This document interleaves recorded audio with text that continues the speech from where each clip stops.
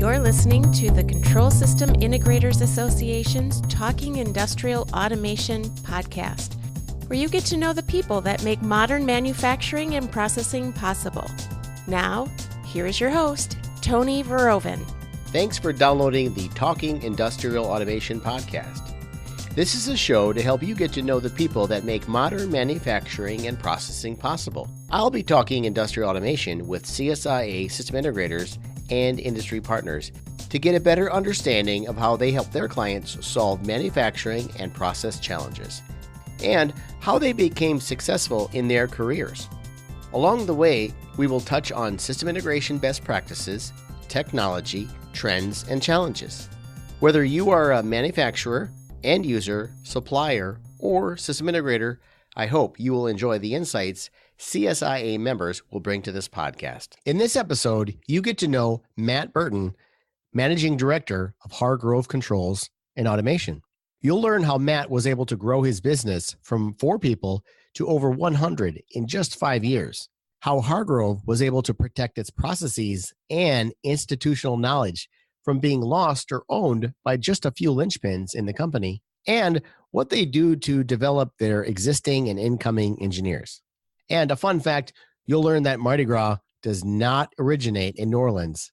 Don't Google it, listen to the episode. Enjoy getting to know Matt Burton of Hargrove Controls and Automation.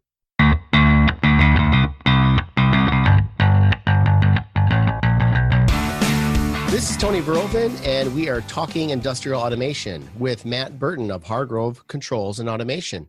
I'm sitting here with Matt right now. Hi, Matt. How you doing, Tony? Thanks for joining us. We really appreciate you taking some time to sit with us and help people get to know you. We're recording this here not only for YouTube. We'll have a video version of this that you're watching right now, but we'll also put this on the Talking Industrial Automation podcast. So Matt, you are a control system integrator, and I think your head office is in Mobile. Is that correct? Yes, we're in Mobile, Alabama, and we actually have 12 offices across the southeastern United States, and one of those being in Philadelphia, which is not exactly the southeast, but those are full service engineering offices for Hargrove. But we also provide automation systems integration services to those groups as well. Okay, and how long has Hargrove been around? So Hargrove's was founded in 1995, started as a full service engineering company. Its actual first 2 teammates were automation, panel shop, instrument electrical design, and PLC programming. But Hargrove developed into a full service EPC engineering company, and the automation kind of lagged. In 2012, I came to Hargrove, and we expanded the automation capability of Hargrove and formed Hargrove Controls Automation in January of 2013. Since then, the automation group has grown from originally 3 to 4 teammates. We're now just broke 100 here at the end of 2017. Wow! Congratulations. That's great. That's great. Yeah, so finally getting out of no man's land for that, getting between that 20 and 100. Excellent. And what do you attribute your success, I guess, in that growth in such a short time period?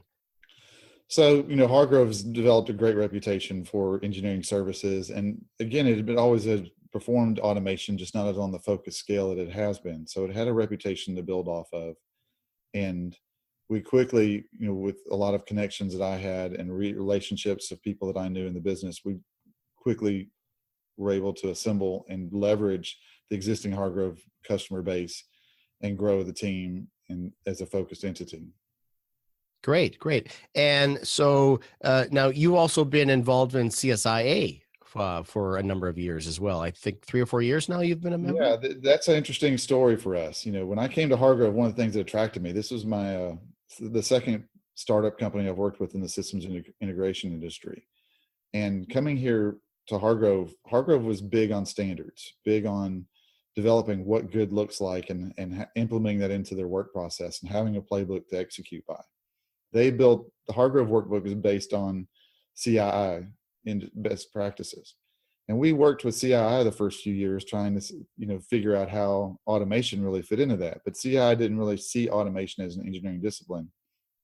So we were, in kind of a search for a best practices and such, and met Robert Long at the ABB conference, ABB Users World. I think it was 20 15 or so. And very quickly, looked at some of the demo paperwork he had on the CSIA best practices and such, and got very excited about it. That was in the spring. And we went to the first conference in Washington, D.C. It was my first CSIA conference, and immediately saw that this was the differentiator, game changer we were looking to integrate into our business. And very much after that, started working to bring the best practices in. And then, of course, we achieved CSIA certification this past year for our Mobile office. So I always ask integrators that I've been interviewing now, what is really their interpretation, or how would they describe the best practices? You mentioned the other organizations. What does CII stand for, by the way? It's a Construction Industry Institute. Okay. And just like CSIA, it's a consortium of contractors, engineering companies, manufacturers, end users, clients, and they all take off their hats that they have, and they come together as entities to contribute to the industry as a whole, and say, hey, these are things that the industry needs to execute by. This is what clients expect. This is what contractors need to be providing. And they basically got together and defined what good looks like. And Hargrove has been a huge proponent of CII. We have members that sit on the board of CII, members that have written several white papers for CII. And actually, Hargrove kind of led within CII a lot of best practices on multi-office execution for engineering services, which is a big part of what we do in systems integration world too. Great. Multi-office approach. So as I was saying before, I have asked several other controls engineers what they think of the best practices and how they describe those. So knowing obviously that you have instituted or adhered to best practices even in another organization, how would you describe the best practices here at CSIA? Well, the best practices are really just simply, when I describe them to clients and such, it's a playbook. It actually, we have a system. This is our system. We use the best practices. And that's a differentiator for us, because so much we hear about systems integration industry of, hey, we tried that. We're big on vendor driven solutions. So we've tried the independent integrator model, and we don't get good consistency. Why is your consistency better than any other integrator? What do you do that's different? What makes you different than any other normal integrator that comes to the door? Because we're not tied with a big product. We're just, they don't know us. They don't know who we are. They haven't seen how we work. So the best practices is a document that we can put in front of them and say, look, we have a system, we have a playbook. These are the things we execute by. This is how we measure ourselves. This is how we perform quality. This is how we do factory acceptance testing. These are all the things that make a good project work. And this is a proven and tried and true standard. It's now in its fifth version about to come out. And, it's been around for a long time, 20 years, about the same time as Hargrove. So it stood the test of time. The system has. It's been improved. And it's the same thing at CII. I end up comparing CSA to CII a lot, because when you're out in the engineering world, CII is well understood by those project managers and capital leaders of saying the same thing. It's a consortium. We have vendors, we have other integrators, we have manufacturers, panel shops, everybody, developers, software developers, everybody comes together, and we dispel our hats and our competitive atmosphere, but yet we sit down and talk about, what does the industry need to do as a whole to be better? What does good look like? That's the simplest way to define what the best practices do. Is if you follow the manual, you're going to be good. And so what does good look like? What is a good integrator? How does that perform? And how do we document that? Very good. I like that term. What does good look like? So how would you, I guess, what would you say to an integrator who's successful, right? I talk to integrators all the time that are 25 years in. And so they discover us, and maybe they see that the best practices are really, and we haven't really talked about certification yet, but that's really the capstone on best practices. They see that certification is required as part of a submitting a proposal to a customer. And so sometimes they're a little unsure, and why do I need to get this? I'm already successful. What would you tell an integrator that is kind of seeing this and maybe a little skeptical of the best practices and CSIA certification? Well, I'd say there's nothing to be skeptical about it. And, what we did off immediately was look at the best practices, went through them. It was over a 2-year process for us to reach the certification goal. And when we first looked at it, the first thing we identified was, hey, here's the best practices. This is what we want to identify with, but this is what we've been looking for. And we started implementing it, started comparing it to the Hargrove management system, which, like I said earlier, was based on CII standards. Saw where the differences were, where things were, filled in the gaps. There's a lot of similarities between best practices of CII and CSIA, as a matter of fact. But there's a lot of gaps too, because CSIA is a systems integration industry and CII is engineering. So we started filling in the gaps with it. And that's really the best thing, was people coming in. We learned a great term going through the CSIA, a pre-certification process called tribal knowledge. And we use that now. It's well spoken all throughout our company. When we say tribal knowledge, everybody immediately knows that, okay, this is something that we do, but it's not documented. And through our growth, especially, we talked about that a minute ago, growing from 4 to 5 people in 2012 to over 100 now, and over multiple office locations. The reason tribal knowledge is so tough to deal with is that all the incumbents know it, but none of the new people do. And we added a tremendous amount of staff, and execution has been a challenge. There's no doubt about it. Everybody has mistakes in execution. Nothing's ever 100% in this world, but the strive for perfection is always there. That's how we make money as systems integrators, is we control our expenses, control our overhead, execute a project, and try to book the margin that we plan for in the project. So if all that's in our head and we bring on teammates that don't have that knowledge, how do they get that knowledge from us? If I sit down and just talk about it, I'm going to leave a ton of things out. Our focus is going to change. It could take days, and they're going to forget things. They're going to focus on certain things that I say. It's just not all there. However, with best practices, we've developed checklists, procedures. It's a library, and it's not that you have to sit down and we make everybody read it when they first come in. But when someone comes to me and says, Matt, what do we do for this? I say, hey, we have a practice and a checklist for that. And instead of me telling you that and possibly even making a mistake myself with it, why don't you read the procedure? And here's where it is on our intranet, on our website. And that's available, across the company, anywhere. I can be anywhere in the country. I can log into our intranet page. I can get on my iPad or whatever, and I can pull up our practice for how we do a project kickoff. What does a factory acceptance test look like? What does a loop sheet check look like? What does a interlock check form look like? What's our proposal approval procedure? We have a system for everything, and it's well documented. And the best practices guided us through doing that. Now, whether certification is a goal or not, the best practices still gave us, helped guide us, help document our business. And that ends up being a custom product for everybody in the end, because everybody executes a little bit differently. That's part of everybody's competitive advantage. But at the same, it's a template that you can fill in the blanks on and customize to your business. And if you document things and everybody works to a system, then you'll work a lot better.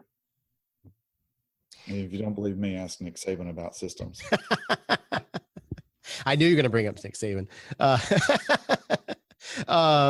So I love your local nomenclature, tribal knowledge. Another integrator here, well known throughout the CSIA community. So his term is a loose collection of heroes.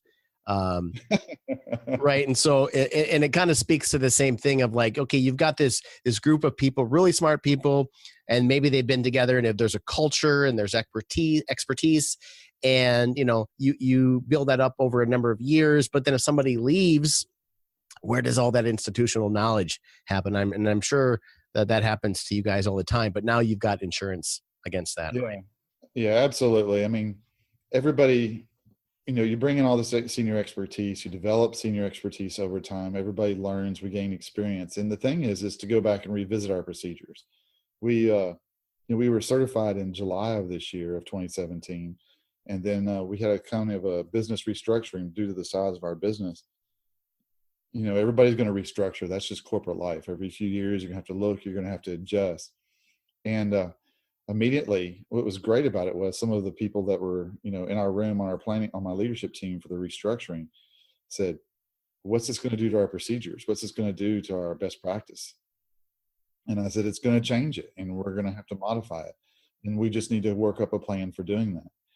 And, ironically, everybody started kind of, that almost let some air out of the room, because, everybody immediately goes to overhead and cost and those types of things. And I said, wait a second, there's some creative ways we can be efficient about updating our procedures and documents. And, so we did some brainstorming on that, and we went through it and came up with some procedures, and we ended up getting some of our newer teammates, our younger talent, to really work with the updating of that. And that really was to help ingrain them more with those best practices and how we execute, versus having them sit there and read it and sit in their office and cube and read it and test them on it, which is boring, because that's just like college all over again for them. And they've just been through 4 or 5 years of it. We engaged them, brought them into the process, had them do the work on it. They put their sweat equity into updating the procedures. And they actually all came back with a lot of, wow, now I understand why we do things a certain way. They saw a lot more of a bigger picture. And, Simon Sinek right now is on a huge campaign for, start with why. And I think that plays directly into it. We engaged some of our newer people to help update our best practices. And even though we don't have them in place for 6 months, we updated them, and they got a lot out of it and enjoyed that. So does a client see, I guess, an improvement in working with you versus another integrator who is not certified? I mean, because how transparent is this adherence to best practices and certification in your everyday life to the client? Do they see it? Does it feel different to them? Have they told you it feels different? I think they see it feels different from the way we communicate. We're better on our project change notices. We're better on our weekly meetings and updates with them. We're better in a more formalized fashion. And they've, it's not real obvious at first. And, one of the feedbacks that we've gotten from a lot of clients is, we've worked a lot with so-and-so integrator, and they've been a really good integrator, but you guys are better, and it's the thing. There's a lot of great systems integrators out there. Everybody that we compete against are all top integrators. They're, I wouldn't say that anybody that we compete against is a bad integrator, but so you're really, it becomes a competition of valedictorians and salutatorians. And it's an edge. We're all kind of edging each other. We all have certain talents and certain people that have certain expertise that's unique. And but when we look at the whole, and you're going up to somebody that's brand new that doesn't know us, again, I feel like talking about having a system for how we do things, that it's not ad hoc, that we have documentation to back that up. We can show projects. We can have them talk to other customers that say, hey, yeah, Hargrove does execute by a system. We have a systematic approach for success on our projects. And that kind of feedback is where clients really see it. They don't really, necessarily see a CSIA manual sitting in the corner and a certain type of form that they get all the time. It's more transparent than that. But in the end, as a whole, we saw a huge increase in project execution efficiency through the practices. We started the best practices implementation in 2016. Really started going through pre-audits and things like that in late 2016, working to a goal of starting in 2017 with our official audit with CSIA. And, it was about an 8 to 9 month really hard process where we really pushed to do it. And by putting a goal out there of having that certification on it, it really sped up the process. We were kind of doing it without that in mind, and we were implementing, but much on a slower pace. It was kind of, hey, we've got some time, we've got a little bit of overhead in between projects, let's work on this procedure. And we did that, and for the first year, and it was slow. And so my goal was to speed up our effort and say, hey, we're never going to get this fully implemented unless we put some kind of deadline out there. So I just leveraged it and said, if we're going to put a deadline out there, let's put something really hard and fast to it and put some skin in the game, which was an investment. And that was saying, okay, let's do the CSIA certification. Let's do a pre-audit. Let's go through and down that path. So, we did that. Brian Mullen came in, did our first audit with it. And Brian has actually taught me the term tribal knowledge. And, it fit with us so much. We recognized how much we had. And from there on, we drove ourselves hard and made it in the end. And it's really changed. And last year was a transformative year for us as a go overall. Everybody here in the office has said, okay, we're doing things differently now. And there was a lot of, why are we doing this? Why are we doing this? So I had to sell it to the team. And the same thing was, hey, it's a differentiator. We want to be more competitive. We want to be this, we want to be that, and we want to be better. And it's part of our Hargrove culture in general, coming from the engineering side of the business, which, has adopted best practices and a management system. So eventually it started catching on, and eventually as people started seeing better success, publishing numbers on our quarterly town hall meetings that we do internally, people started to really buy in. And, we're still having to go through the process with our remote offices, but because we're very centralized in how we execute with all our financial systems and project execution, our other offices are being forced by the way we execute in Mobile to be in our best practices model. And there's starting to be some buy-in. People are starting to say, oh, this is not as hard and not as difficult when you're changing your behavior. And that's what, it really was a behavior change for us of the ad hoc, or everybody project managers executed things the way they had learned them. And then we said, well, we want you to fill out this form now. We want to have a documented form for a project kickoff meeting. And the documentation side of it became an issue for some of our project managers. But then then we had to go back and educate and say, okay, as project managers, it's your responsibility to get the documentation done, not to do all the documentation. And it really is a training practice for all our younger engineers to become project managers. That's where they want to go in their career, is that they do a lot of that paperwork for the PMs, produce it for the PMs. The PMs evaluate it, approve it, and then they send it out into our files, project folders and such. Very good. Very good. So switch gears a little bit here. You had mentioned that this is your second startup, right? You took a small division or group from 4, and now you're over 100. Do you consider yourself an entrepreneur? I kind of start to do now more. I've always kind of wanted to have that title, wanted to be that type of person early on in my career. And I spent the first 6 years in my career working for our clients and on the client side of the business. And that doesn't feel very entrepreneur-like. You just get projects to do and you execute those projects and you move on. But, went to a small systems integrator in 1998, was there for 2 years. And through a management change, we started to form our own company. And in 2000, I started my first company with some partners, 3 other partners, and we grew the business very successfully.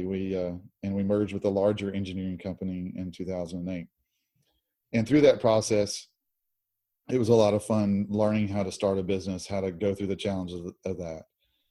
But as with any learning process, you kind of in your back of your mind say, if I had to do it over again, this is how I'd do it. If I had to do it over again, this is how I'd do it. And in 2012, having some, employment changes, going out on my own again, I,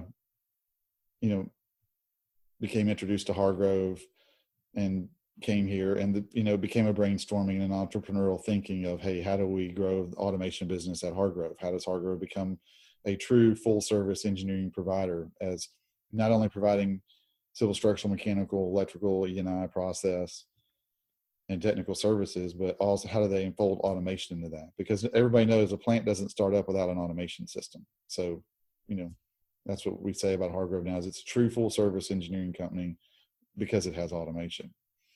But on the side of things, we have a lot of innovation going on here at Controls Automation.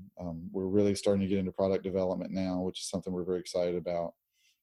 And these are things that I'm focusing on how we grow our business. We have a lot of great leadership people here at Controls Automation, and they're spending a lot, running a lot of the day-to-day operations, and I'm still involved with that. But the same token, it's kind of, where does our business go in 10 years? Where does the systems integration industry go in 10 years? And that's where I want to put my focus, because there's a lot of people here and companies come and go. I was just at a seminar last week, and we were talking about adaptability of companies. And out of that, 87% of the Fortune 500 companies are gone in 50 years. That's a staggering statistic when you look at that. That's through mergers, acquisitions, things like that. But some of them just fade out of business to product obsolescence. There's some great product manufacturers that we grew up with, all of us grew up with, that are not so prevalent anymore.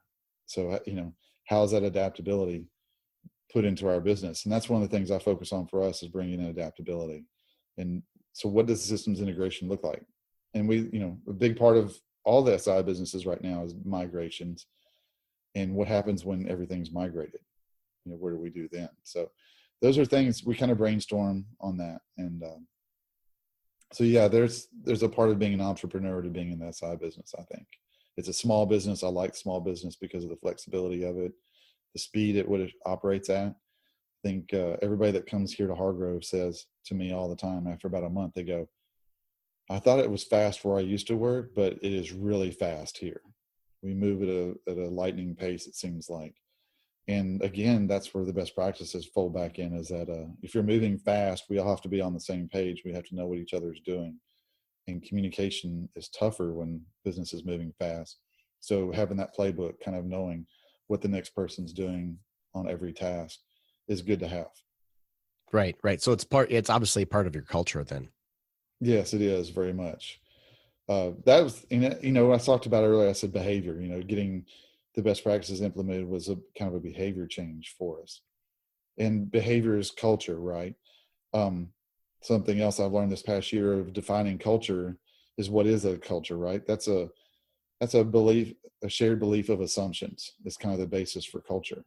And when we talk about assumptions, that goes into what I just said. If we're moving at breakneck speed on competing and executing projects, and everybody kind of has to know what each other is doing, our playbook, that the best practices are a big part of our shared assumptions and our culture that we execute by. Great. So to a client, I guess to a client listening out there, stepping back a little bit, we talked up a little bit about adaptability and maybe not being around or being different because of technology changes and culture changes and things politically. What would you tell a client who is maybe still, has maybe I guess colloquially saying ancient technology, right? They're holding on to maybe some older technology or some older equipment or something like that. And meanwhile, things are more modern these days. There's IoT out there, which has its inherent risks, but it also has also big productivity gains and more information. What's kind of your value proposition to a client like that is maybe has still doing things because things just work?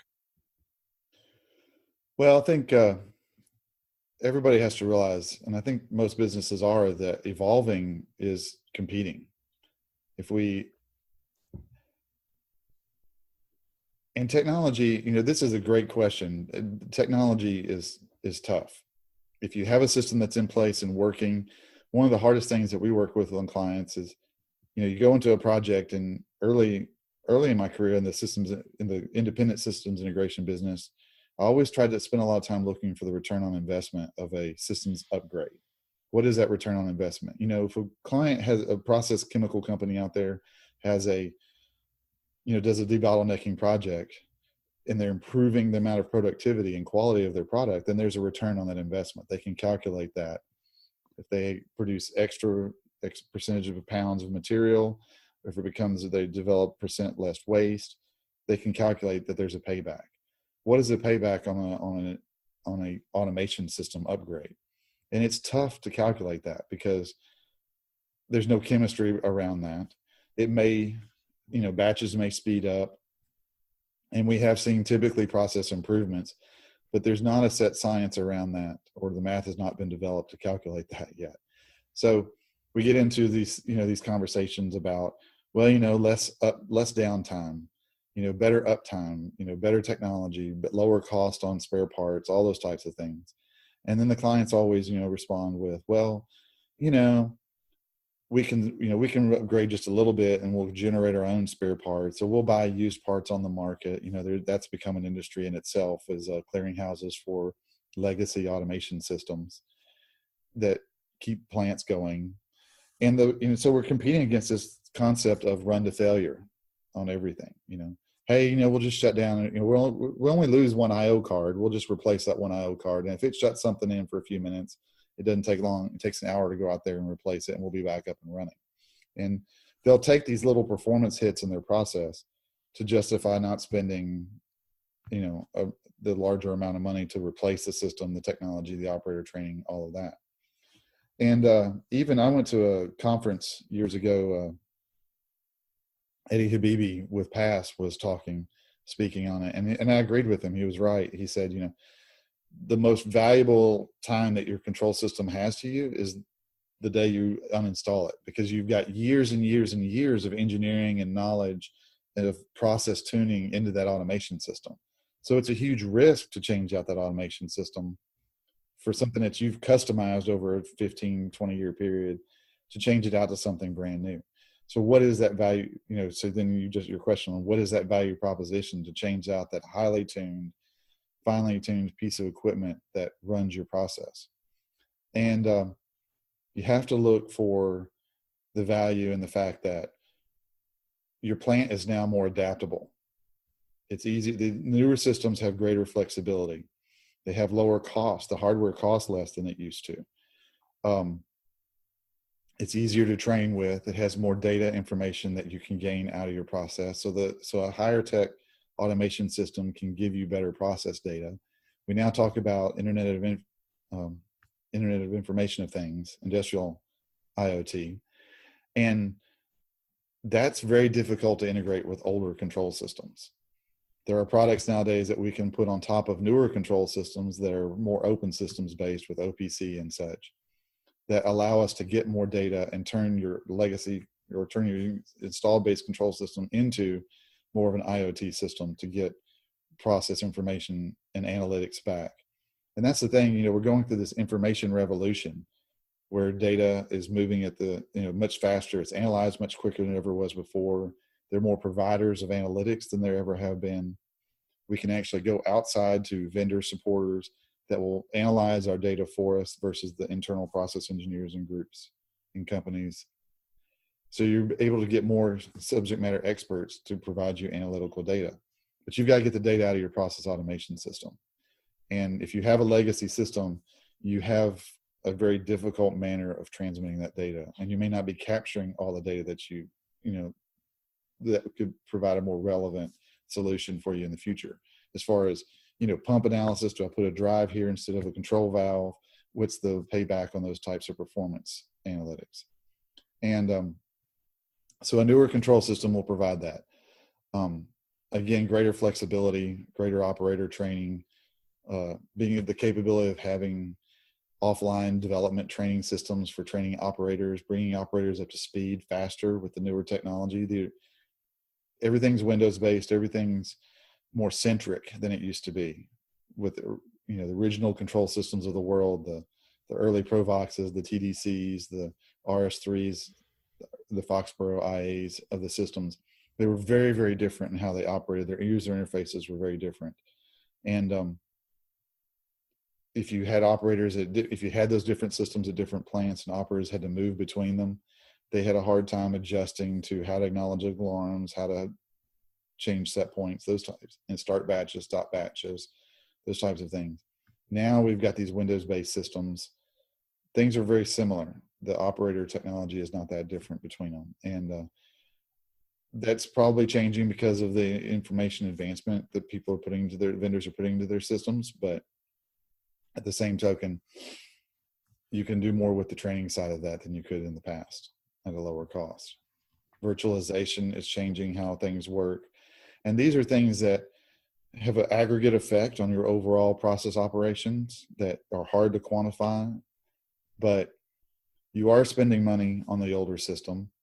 I actually worked on a calculation once where it showed the maintaining of older systems in compliance with new systems, and having multiple control systems in a plant was increased cost due to increased amount of training, the legacy support, the lack of the obsolescence of software being developed for the older systems. That type of product and technical support was getting harder and harder. The people available to support the older systems, there was a cost to that. And we used to work with that with clients and trying to say, well, what do you think this is? But there was a kind of a model there that it didn't show an ROI, but it showed that your expenses are going to increase over time. And over a 5-year period, your expenses are going to increase at such a rate higher than with a newer, more modern system, that you're going to start getting an ROI out of that savings. So it's not a cut and dry calculation. There's some subjective input into it, but it's something that we can work with clients on, that they can put their input into it of what they believe those costs are. And then we can help them quantify the difference between staying with a legacy platform and moving with a newer platform. Very good. Yeah. It's probably a little bit of uncomfortable feeling of like, you're expecting me the subjective word, right? I've worked for engineers, I've worked with engineers, and I know sometimes it's that hard, cold data, the ROI, that you really can only trust. That's the only thing you can trust sometimes. So that field, this isn't always enough.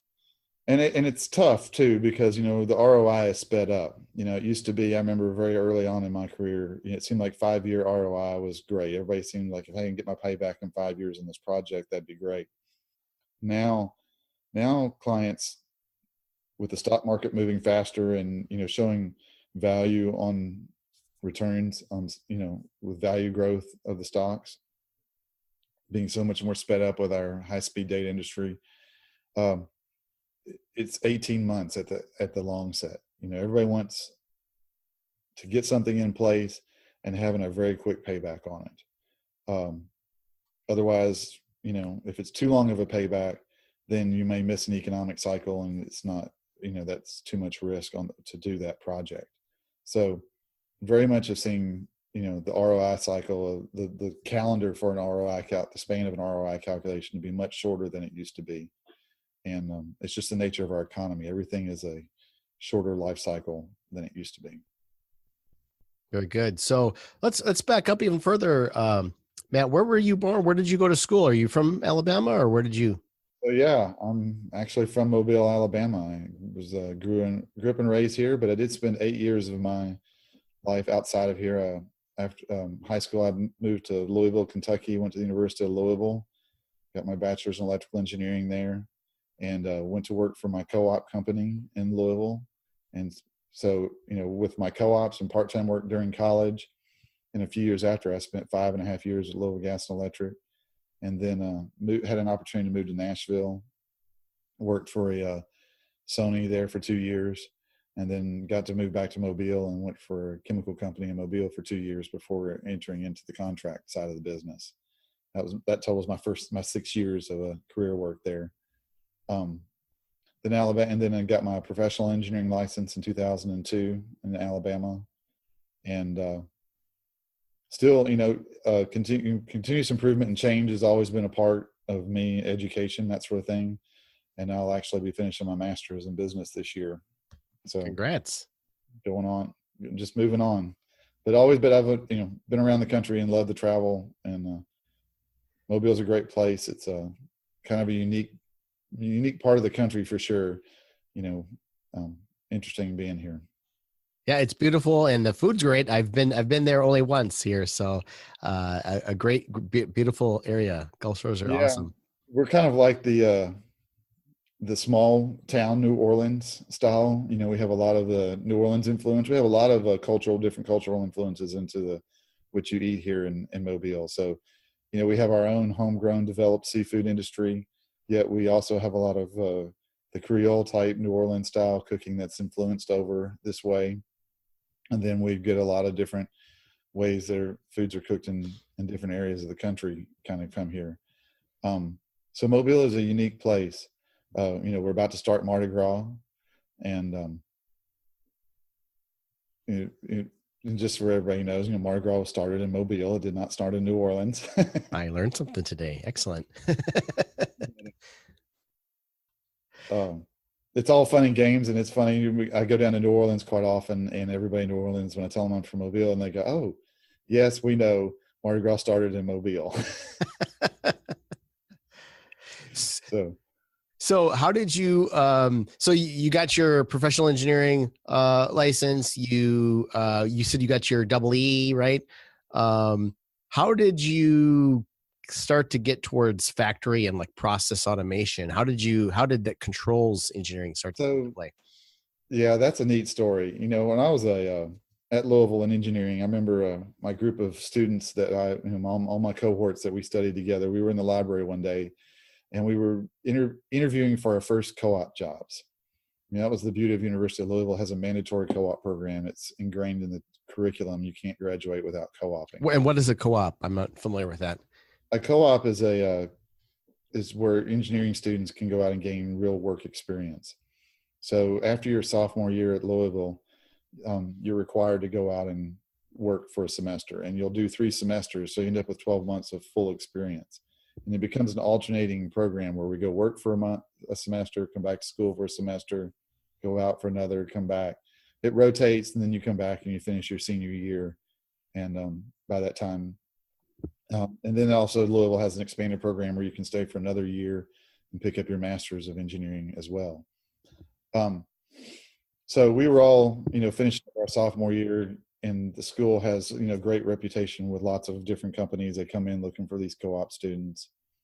And we were talking about our co-ops and what careers and what opportunities we may get into. And I interviewed pulp and paper, energy companies, and such, and ended up going to work, for an energy company.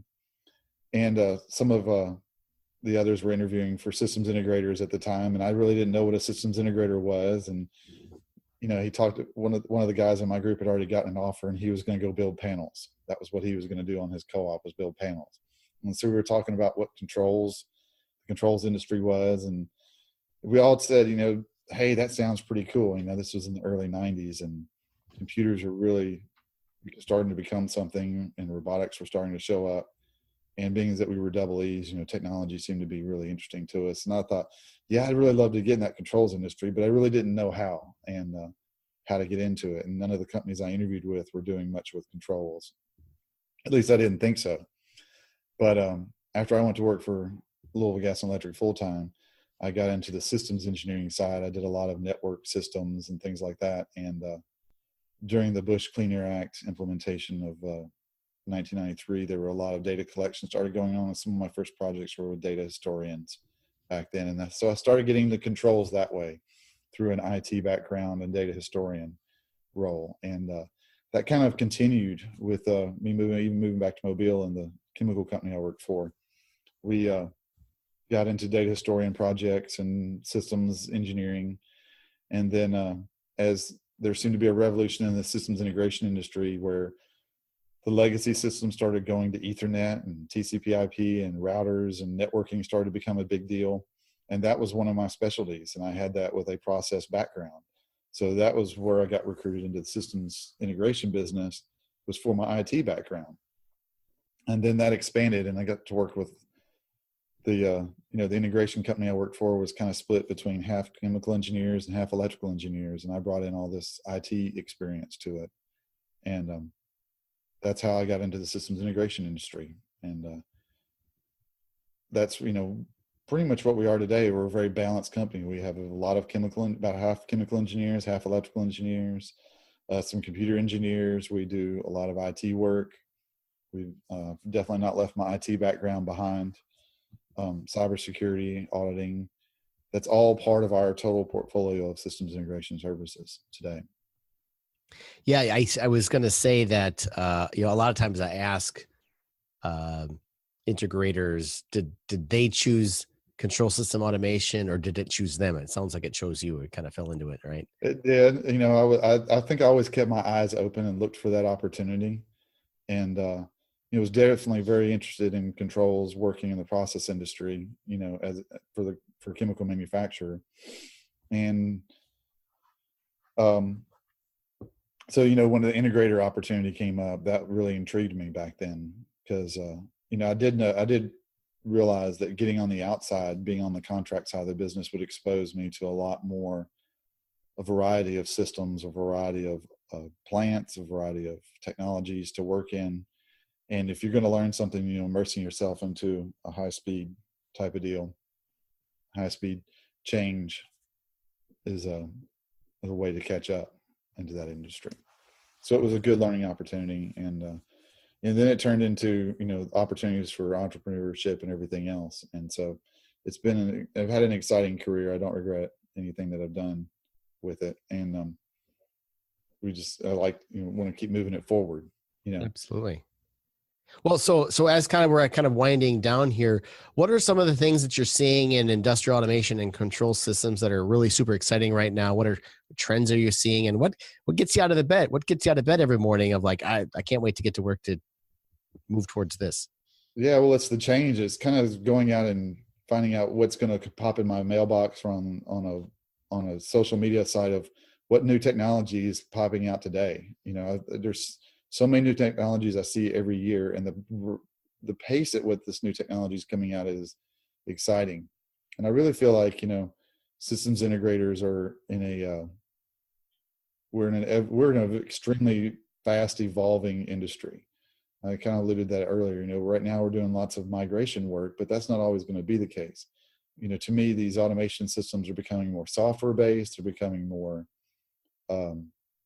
dispersed with Internet of Things type technology implementing in, and it's changing extremely fast.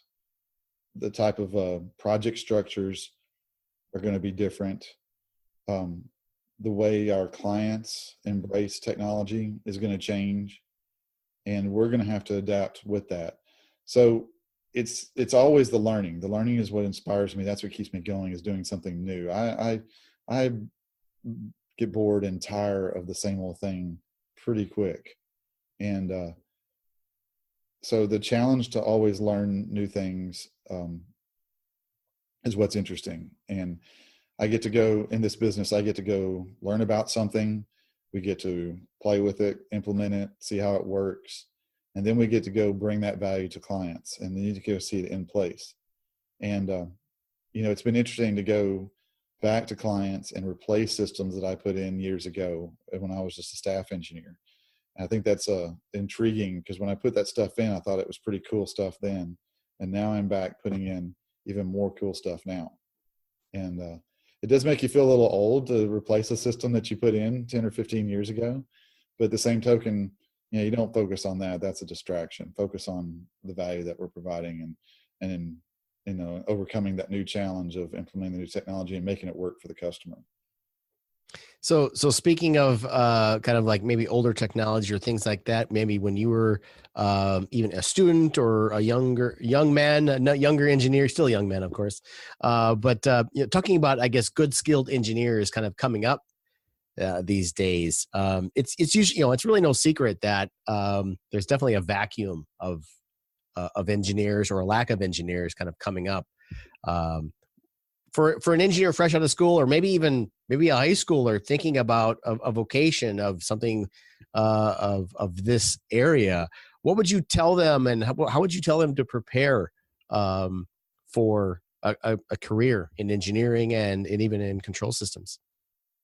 Well, obviously, engineering is a highly mathematical and science intensive STEM, related educational background field. And the biggest thing, it seems like, is encouraging engineering students or prospective engineering students is to make sure you find a way to do internships and co-ops. This is a huge thing for us. we have a very highly integrated co-op program here at Hargrove. We recruit very heavily out of our co-op program. We use it as a training program for us, and it's been been very successful. But before we had that in place, when we were smaller and we didn't have the capacity to bring on a lot of co-ops, we interviewed a lot of engineers right out of school. And what happens is those engineers that are seniors are having to compete for jobs, right? And there's a lot of jobs out there, but there's always the job you want rather than one that's what's left over. And the best students are going to be the most competitive students that we see are the ones who do co-ops. There's getting that work experience is more than just getting technical work experience. It's getting the business acumen. There's a level of the social professionalism experience that you gain from going on those co-ops.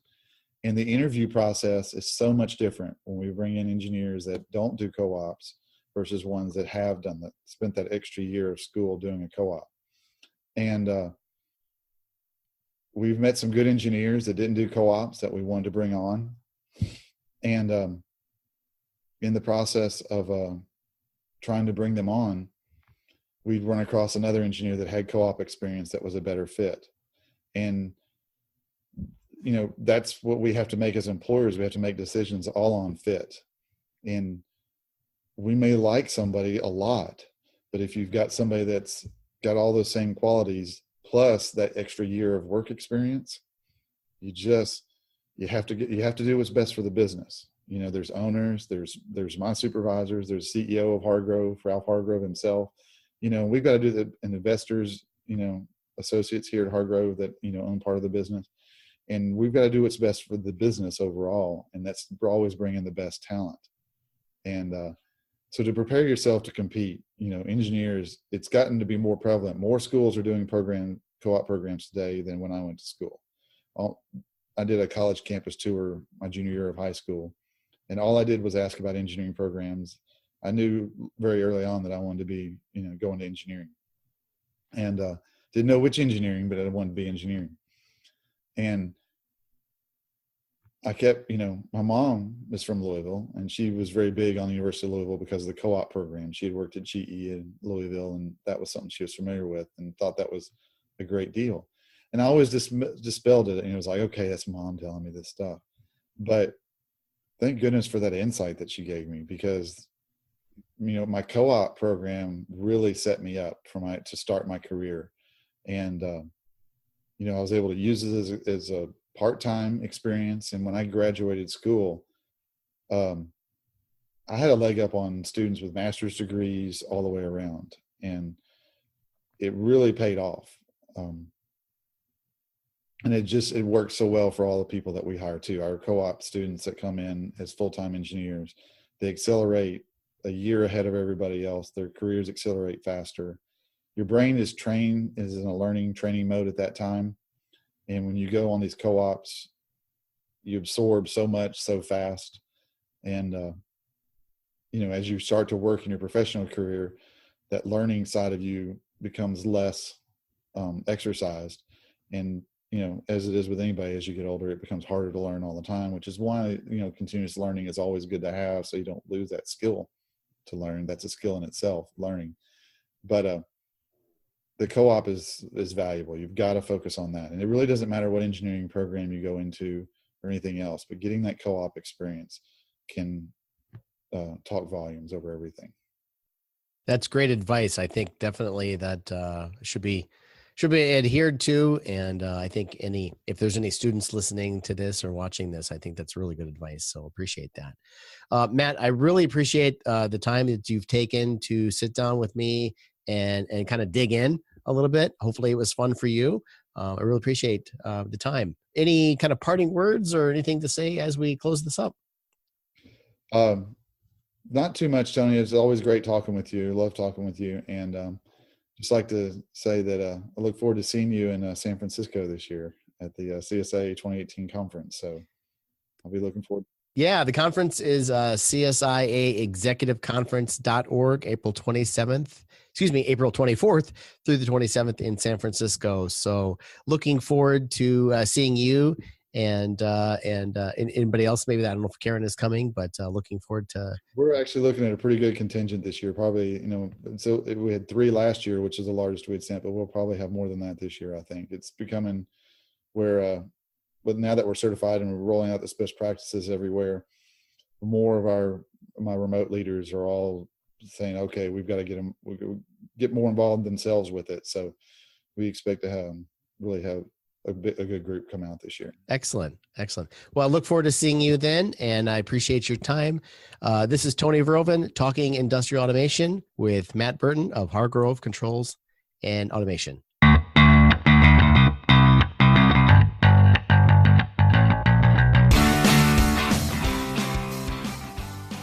If you enjoy the podcast, please subscribe in iTunes, Stitcher, Google Play, or wherever you listen to podcasts.